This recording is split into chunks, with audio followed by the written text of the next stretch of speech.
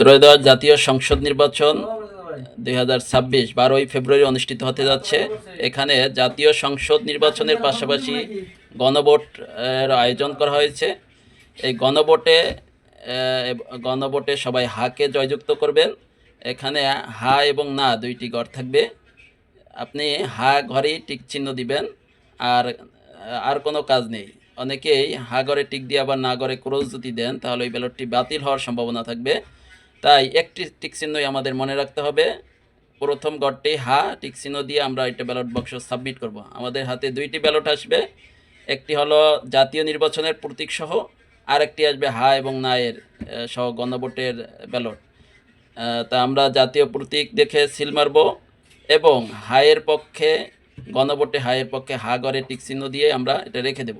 সবাইকে গণভোটের প্রচারণায় অংশ নেওয়ার আহ্বান জানাচ্ছি এবং গণভোটে হাকে জয়যুক্ত করার জন্য দত্ত আহ্বান জানাচ্ছি। হা জয়যুক্ত হলে বাংলাদেশে ফ্যাসিজম থাকবে না।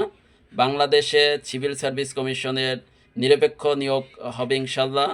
তারপরে আপনার বিচারপতি এবং বিচার বিভাগ স্বাধীন এবং নিরপেক্ষ হবে। আমরা এখন বিচার যখনই প্রার্থী হই তখন আমরা নিরপেক্ষ কোনো বিচার পাই না, দলীয় এজেন্ডার মাধ্যমে বিচার হয়। তাই সেক্ষেত্রে এই হাকে জয়যুক্ত করার জন্য সবাইকে উদাত্ত আহ্বান জানাচ্ছে। হা জয়যুক্ত হলে বাংলাদেশ জয়যুক্ত হবে।